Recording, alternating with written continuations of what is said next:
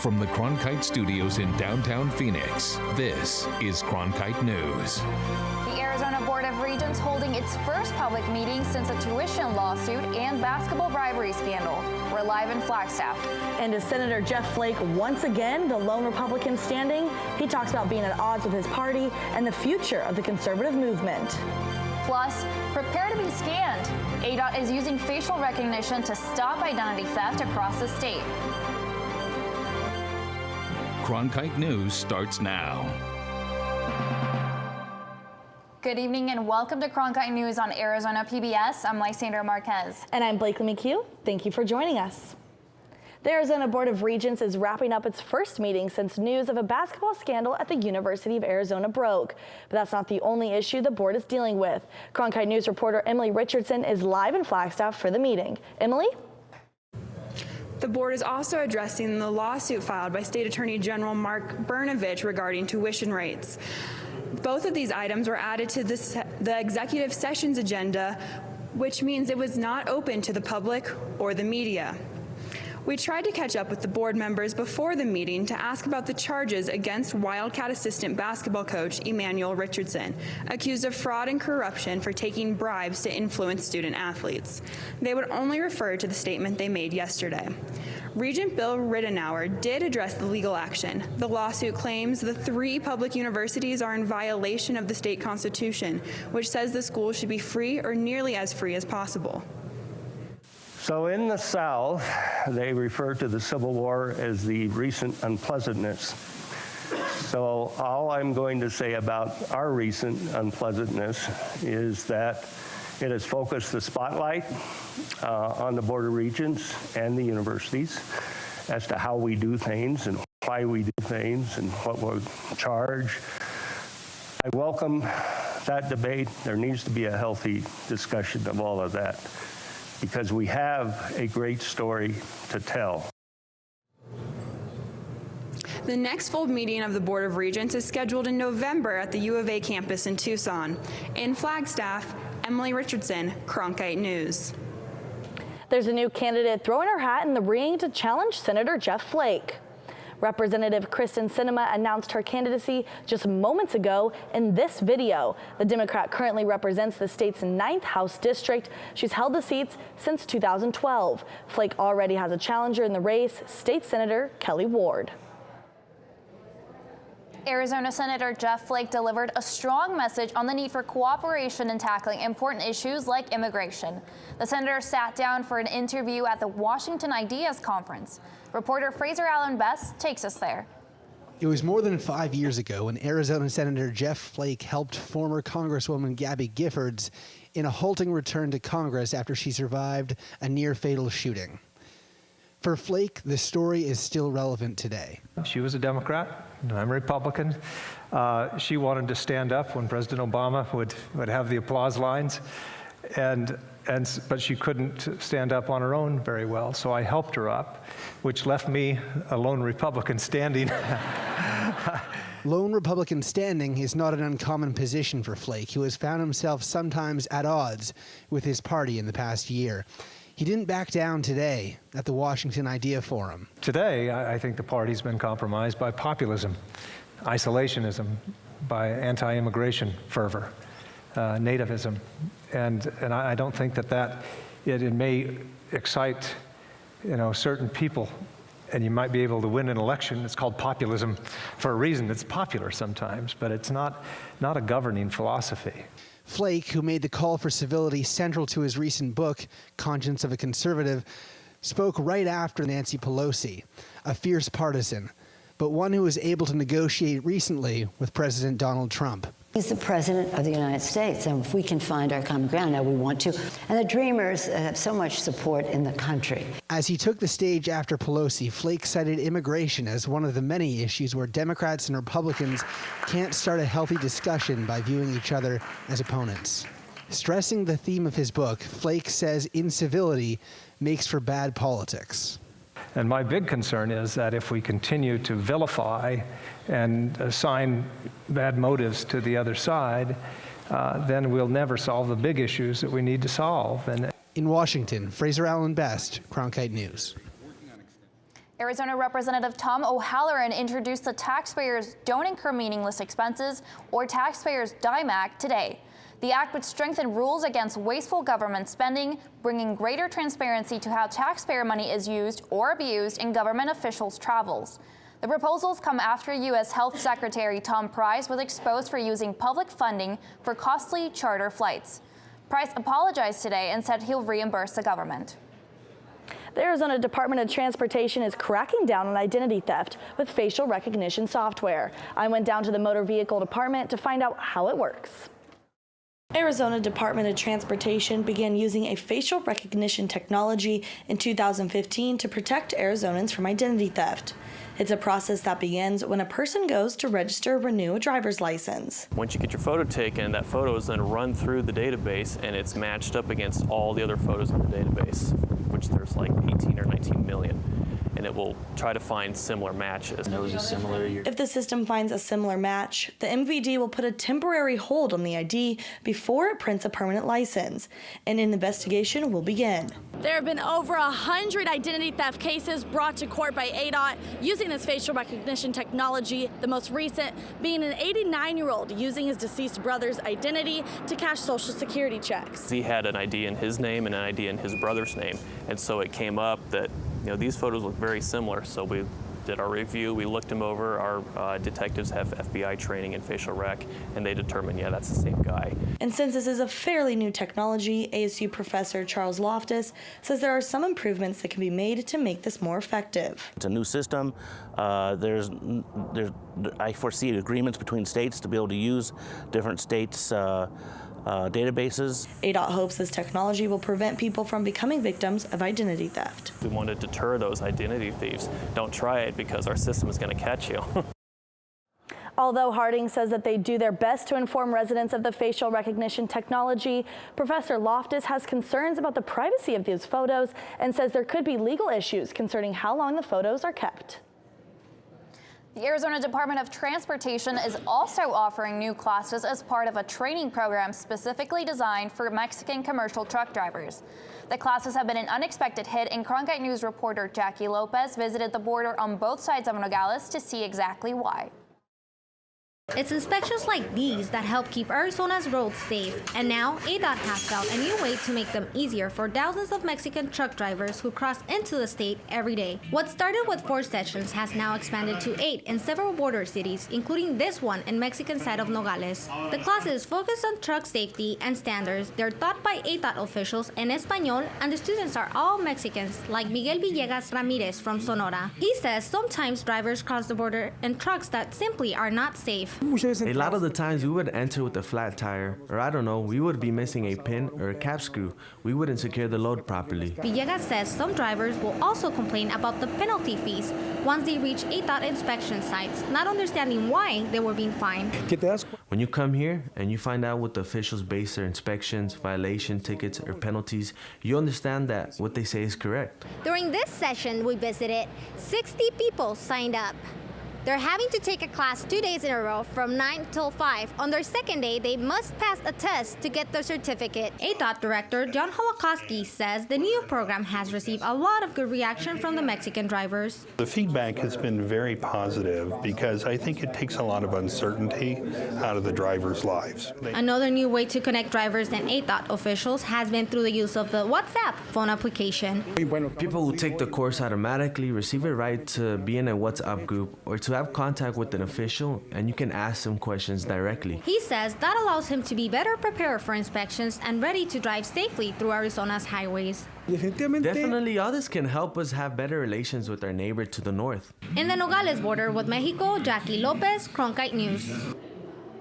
The next set of classes offered by ADOT will be in Hermosillo, Sonora, Mexico on October 10th and the 11th. The classes are free and open to all Mexican trailer drivers.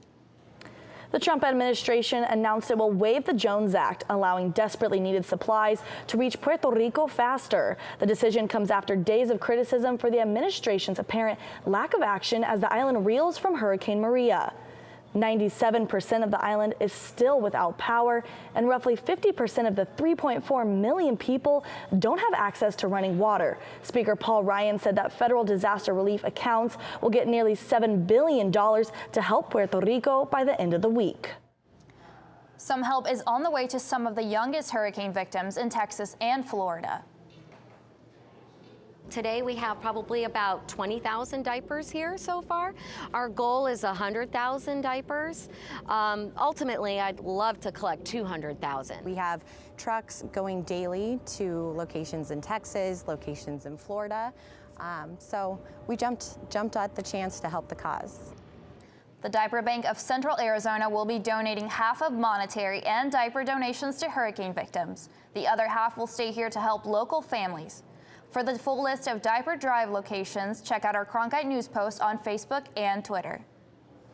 Native American tribes have a unique status as sovereign nations within the United States. And this means they have their own justice system.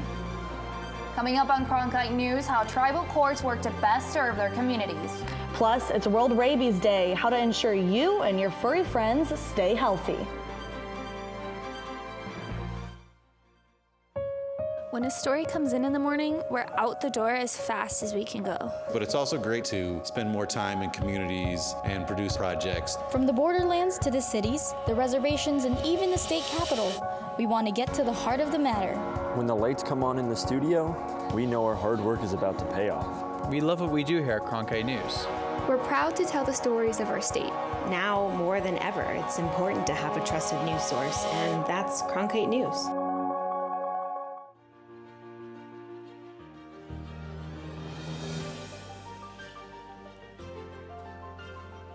Officially from 36, and he hooks it in! Arizona State wins! Heaving one deep, and it is caught! Jalen Strong! Do you believe it?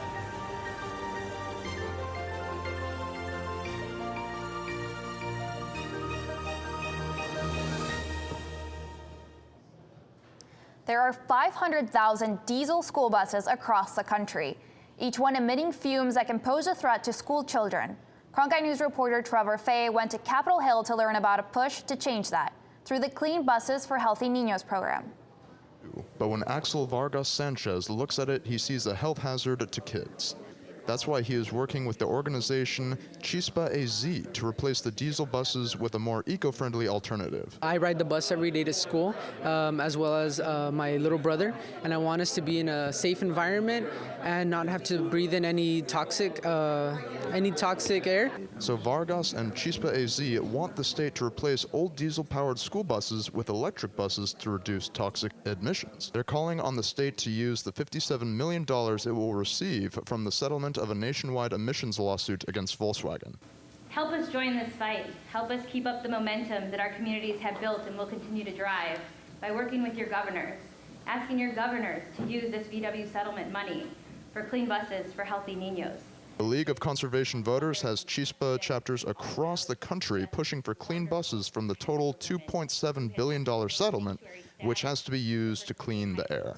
Vargas Sanchez said he and his classmates are going door to door with the fight. I actually have a committee done in my high school, and we meet up every Wednesday, and we go out and canvass, we knock on doors, we make phone calls, and we get them to call Governor Doug Ducey and tell him that they want cleaner buses. State officials have until mid-December to say how they'll spend the VW money.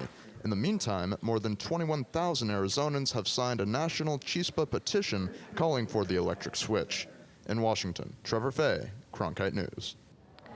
Tribal Justice, a documentary following the lives of two chief tribe judges in Arizona and California, hopes to shed a light on how tribal courts really work. Cronkite News reporter Courtney Malley spoke with local tribal leaders about changes they hope to see.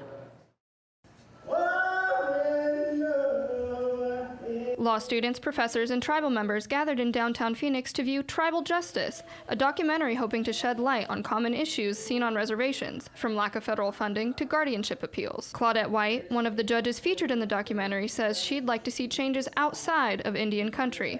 I hope for more collaboration with our state partners, state court, state service providers.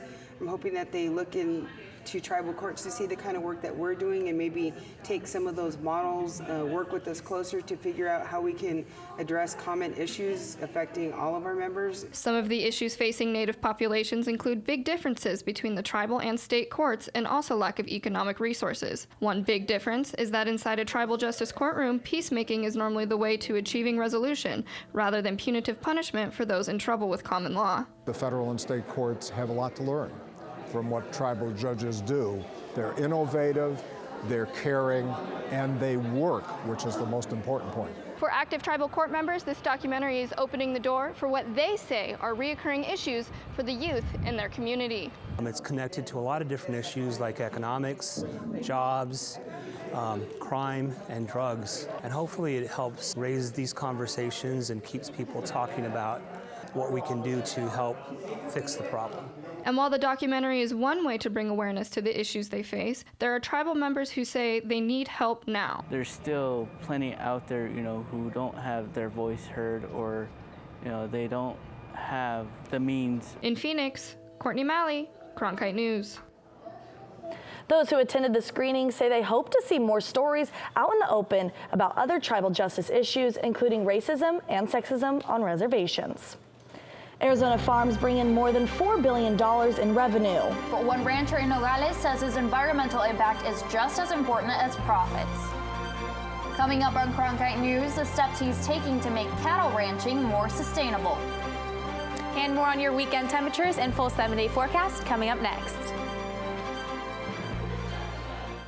Tickets are now available for the annual Walter Cronkite Award for Excellence in Journalism Luncheon, held Thursday, October 19 at the Sheraton Grand Phoenix. Join media industry and community leaders in honoring award-winning co-anchors and co-managing editors of the PBS NewsHour, Judy Woodruff and the late Gwen Ifill. To learn more or to purchase tickets, call 602-496-0482 or visit cronkite.asu.edu/luncheon.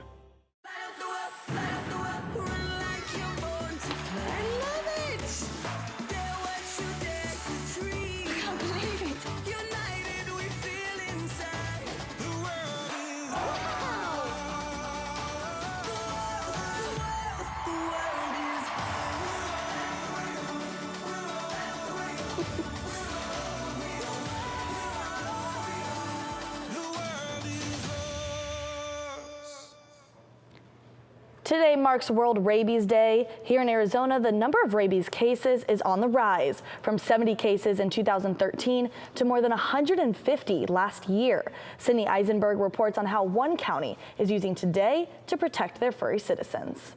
Today is actually World Rabies Day. Did you know that? Not really.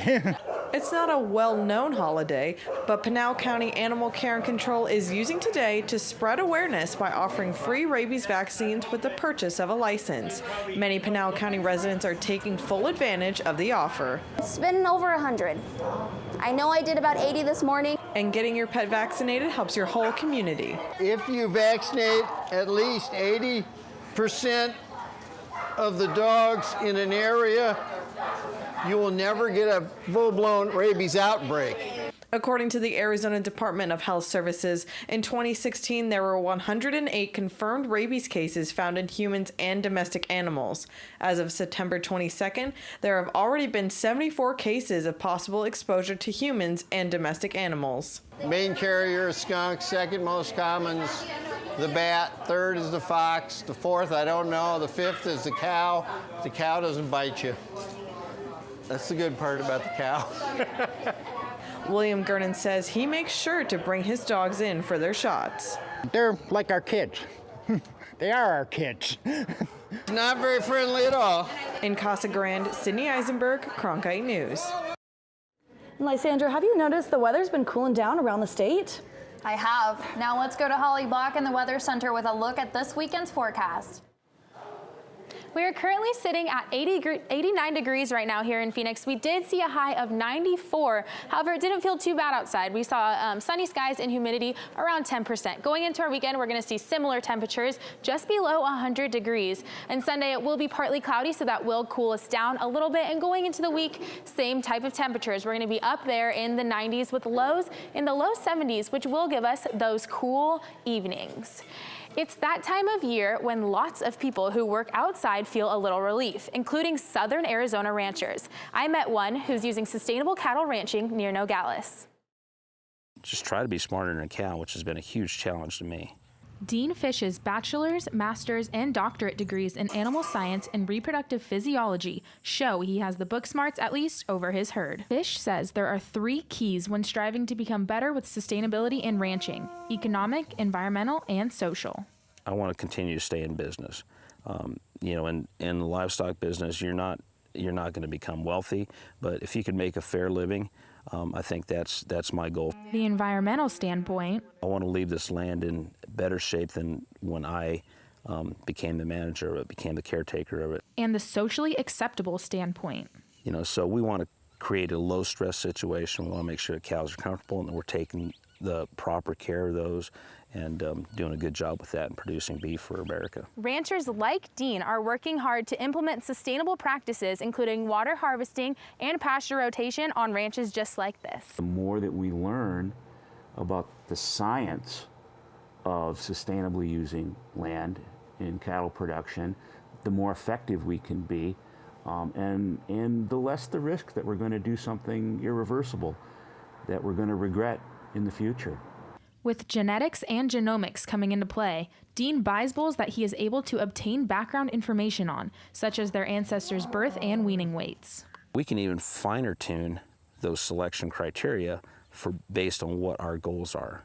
You know, and again, ultimately our goal is to produce a safe, wholesome, tasty, nutritious product that's going to go on America's plates. Dean raises these Angus-based cows until they are 7 to 9 months old. Once they have reached the right size and wean age, he markets them through the livestock auction. Probably the key to success for a livestock producer is to continue to seek out that knowledge, continue to strive to become better producers at whatever system they're doing. There's no one size fits all. In Nogales, Holly Bach, Cronkite News. The Copa Short Film Festival is coming back to the Valley for its 2nd year. And some local high school students have a unique opportunity to get involved. Coming up on Cronkite News, how these young film enthusiasts are getting festival ready.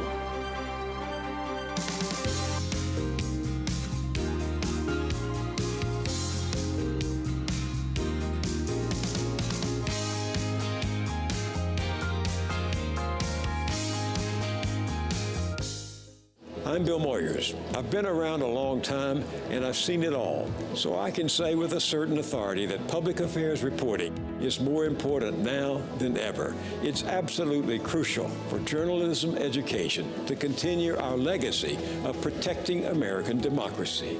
Objectivity, fairness, holding the powerful accountable, finding the truth as well as we can. These are the hallmarks of ASU's Walter Cronkite School of Journalism and Mass Communication. Students here are transforming the news industry and honoring the integrity of the school's namesake, the Cronkite School at ASU, preparing the next generation for a stronger future of journalism. What are you doing? Possibilities. Your day is filled with them. Reach up, energy in the fingertips, collapse. TV, play Downton Abbey. And PBS helps everyone discover theirs.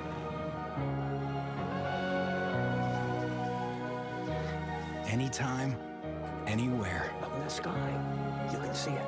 PBS, we're with you for life.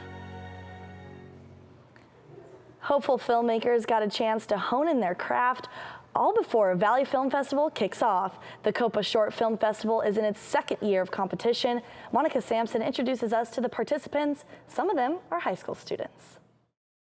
Yeah, I mean, I've never really done anything like that before, so when it was just given to me, it was like crazy. Poston Butte High School senior Marista Sextro spent her weekend working on her first ever short film and plans on entering it into the festival. She's attending the workshop ahead of the Copa Film Festival to improve her skills. Having the opportunity to start it at such like a young age, I think it's great. And that's exactly what Shelley Gillespie, executive director and co-founder of the festival, thinks too. Gillespie said she hopes that by bringing workshops to high school students, it creates learning tools for better films. And it's thrilling to see that somebody, you almost can see the light bulb go on. Oh, this is how I do this. And so I love getting people excited about what they do. That's why we're educating. That light bulb moment went off today for Sextro. Striking. When she was forced to go out of her comfort zone, from writing to being in front of the camera. Yes, we all have. Sextro's takeaway from the workshop? There's no bad ideas. Because I remember when I would always be so scared, like, oh, nobody's gonna like that idea, it's stupid. Just throw it out there, because more than likely it's actually a good idea, or somebody else can like help turn it into a good idea. Should Sextro choose to compete in the film festival, she will be entering the ranks of filmmakers from Norway, Italy, China, France, and even Papua New Guinea. In Santan Valley, Monica Sampson, Cronkite News. This year, the festival has opened up registration to include a Native American as well as a high school category. The deadline to apply is October 13th, and the festival is in February. Cronkite News is proud to be the news division of Arizona PBS. Here's what's coming up on Arizona Horizon and PBS NewsHour. On the next Arizona Horizon, a DACA special. Jose Cardenas, the host of Horizonte, will join me as we focus on the future of dreamers now that the president has rescinded the DACA deportation protection program. I'm Judy Woodruff on the next NewsHour. Sexism in the tech industry. Ellen Pao describes her fight for a more inclusive Silicon Valley. That's Thursday on the PBS NewsHour. That's it for Cronkite News tonight. Thanks for joining us. For top Arizona stories anytime, go to cronkitenews.azpbs.org.